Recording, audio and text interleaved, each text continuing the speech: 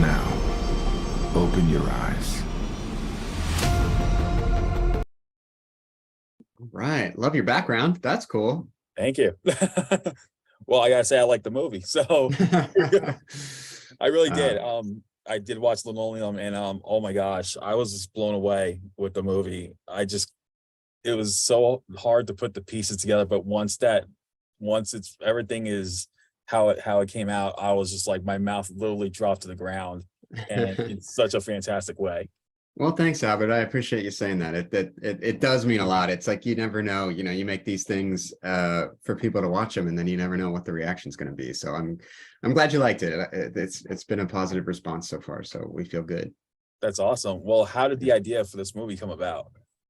Well, the sort of initial idea came in 2015, and it was actually looking at my grandparents, to be honest. So I was my grandparents met when they were in high school. They were high school sweethearts, and were together until they passed away just a few years ago. And actually, sort of during the writing process of the film, and yeah, I guess like I wanted to sort of examine, a relationship through the course of time. I always like to say, like, there's a lot of kind of sci-fi sprinkles on top of this movie, but it is really at its core like this sort of intergenerational love story, and that comes from them for sure. And I guess like the interesting thing there too is like they, the initial kind of versions of the script were kind of more typical. Like it was kind of a more like there was like flashbacks and flash forwards, and it was a little bit more structured, a little bit more easy to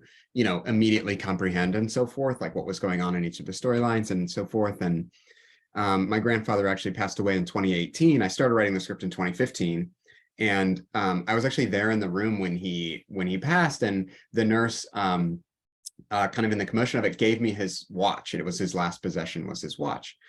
And I took it home that night, and I looked at it and I realized that it was 3 hours off. And I kind of started thinking about it, and I was like, like subjectively, either he's living 3 hours in the future or we're all living 3 hours in the past. And that idea of like subjective time, like the nature of subjective time, started to really work its way into the script. And I realized, oh my gosh, like all these can be happening at once. Like, and I just like let go a little bit of the logic of it and just sort of really started following the emotion. And that's kind of where, yeah, that's where things really shifted for the story. So That's amazing, because I feel like it's that juxtapositioning of all the characters in terms of their relationships. And you see our lead Cameron, dealing with the fall of his TV show, and then the satellite pops out of nowhere, and his inspiration, despite his strange his relationship with his daughter and his wife, but yeah, he starts to bond with the kid next door, who has right. and I just feel like that whole juxtaposition of the characters, it brings everything together. And I think that's what made the film what it was. And that's what blew me away. It's just like that whole complexity of these relationships all coming into one piece. And then that's why I really like this movie. I was like, wow. Well, thanks, Albert. I mean, it was certainly a it, it was a hard tapestry to weave, because you have all of these like it's sort of structured in a way as like a time travel movie, which inherently brings along with it like a lot of paradoxes. And so that was in itself like a bit difficult logically. And so the whole team and I decided pretty early on that like we needed to really just deal with this story on an emotional standpoint, from an emotional standpoint rather than a logical standpoint. And I think that helped a lot, because yeah, these characters are sort of talking to themselves through time, and of course that's impossible, but it's sort of like a what would you say to your younger self if you could, that kind of a thing. And I think it all kind of comes around with the conversation between Nora and Aaron at the kitchen, in the kitchen. And I don't know, I like it too. It certainly was hard, but I'm glad it sort of ended up like I'm glad people trusted it enough to make it kind of to attempt to make this thing work. So Yeah, and I think what really helped is the performances of the cast. I mean, Jim Gaffigan, I think this is one of the best things he's ever done, because he's more known for this goofy comedy style, and here he brings Right. more of a serious, against type role. But I think he did a fantastic job at conveying that emotion I think so almost too. everything. And Yeah. that's what I think he really drove that movie. And what was it like working with Jim on this? Mm. Yeah, I agree that Jim, like, it's a real standout for him. I think also because he plays two roles in the movie, that are sort of starkly different, but sort of very intertwined.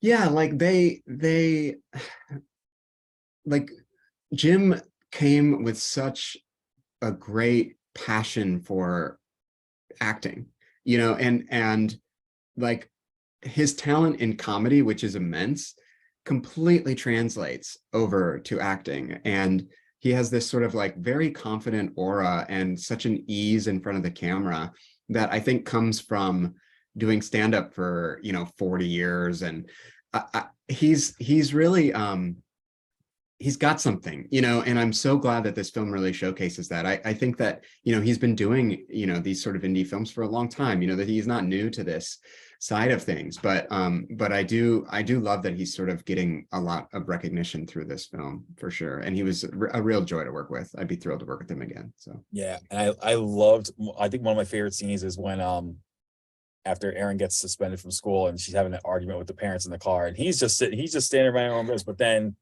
the wife just goes off the yeah, blocker at that. Like, that had to be such a great scene, realizing what the whole ordeal was. But just to sure. see that dynamic, just to see it was like, well, I guess you told your younger self something else. Yeah, exactly. I mean, It's I agree that there's so much sort of metatextual stuff that happens after.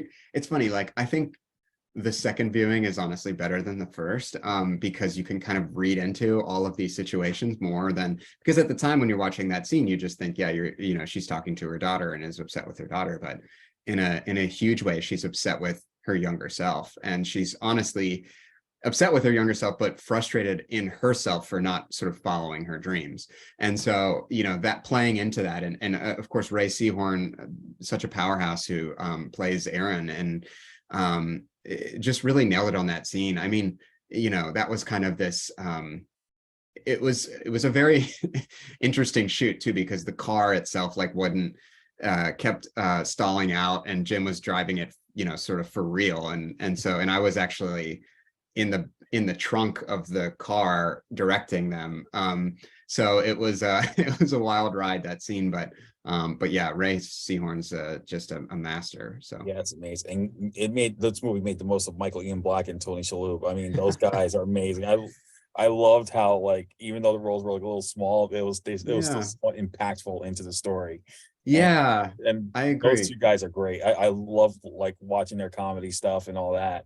But what Hmm. was it like? And here they are doing, something, not as comedic in a way, but in a way they're Right. to me themselves. What was it like with those two guys?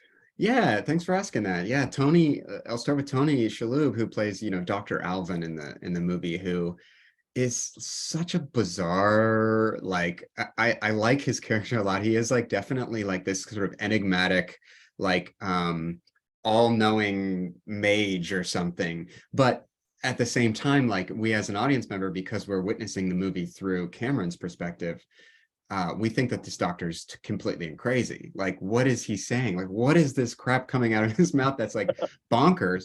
And then obviously by the end you recontextualize it and you realize that, like, no, it's it's Cameron that was misinterpreting these things. So yeah, I think that sort of like that doubling there, that kind of like that kind of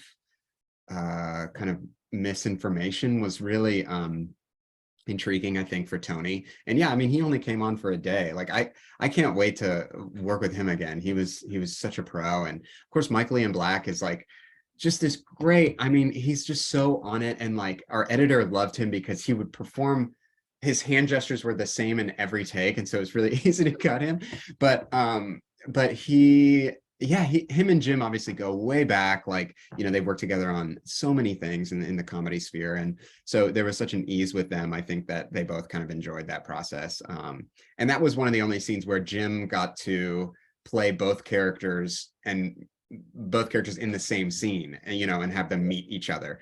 So so I think he was also very excited for that scene That's too. awesome. Well, how long did shooting take? And aside from the car stalling and you being in the trunk in that one scene, what other challenges did you have to face during production? Yeah, I mean, so we shot for, I think we had 24 days to shoot this. And that's pretty tight. So we had a lot to do. And I mean, there was so much fun that we had. I mean, of course, there were challenges like logistical stuff, shooting overnight and, doing a lot of like montagey work. It's just complicated, but one of the more fun things to shoot, I will say, was the car falling from the sky Yeah.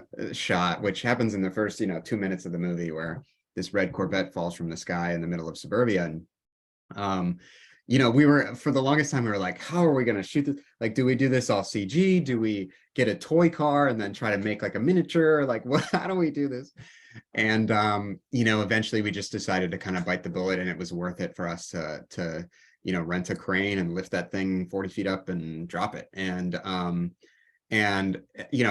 the neighbors came out around and watched it, and it was a really fun event for everybody. So so that was fun. But I will say, like, there were challenges along the way, but nothing that really kind of brought the movie to a halt, which I think was we were very lucky. I mean, we were shooting in the middle of the pandemic, October 2020. So we this is pre-vaccine, so it's like there was a chance we were going to shut down and never be able to finish the thing. So luckily we live in this reality where we were able to make it, but it was quite a journey to get here, Albert.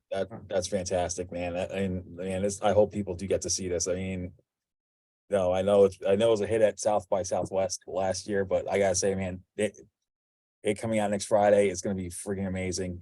I mean, I'm highly recommending this movie to people because I hope so. Thanks, man. I mean, it was so great. It was so every minute it was just like I couldn't take my eyes off of it. You get so into the story, and sure. for me, I didn't have to watch. I don't think, I am going to watch it again, but I really got it the first time out. Like, Cool. But Cool. it just floored me. But, yeah, I'm glad. I mean, and it really means a lot, like, for you all and the press to be sort of writing about this, because, this is how these films can get an audience, is through you all. So I also really appreciate you taking the time to do that and write up about it and put it on your, all that stuff really helps us so much. That's awesome. So finally, what's next for you after Linoleum? Is there anything new that you can talk about that you're working on? Well, I mean, I can't get into a ton of specifics, but I've certainly got a few more scripts and some kind of things happening. I'm doing some pitches and things like that, which has been really great. I have one script I'm very, very excited about, and I don't quite know where it's going to go or how it's going to get greenlit exactly, but it's sort of like, if you thought Linoleum was kind of a wild ride, buckle in, because this one's even more so. And it also sort of deals with time and this interpretation and stuff, and so very excited about what's next too. So hopefully it comes along very soon. That's awesome. Well, Linoleum's coming out on February 24th, and this is an amazing film. I mean, Jim Gaffigan, I feel like this is the tour de force performance for him. I mean, he really gave it his all in this, and everyone did a spectacular job, and the story is just amazing. And Colin, man, to me, you hit a home run with this, and I gotta thank you again for taking the time to talk about the movie. Thanks, Albert. That's very kind of you. It's very kind. It's been nice talking to you. All right, well, take care, and we'll see you soon. All right, bye. Bye.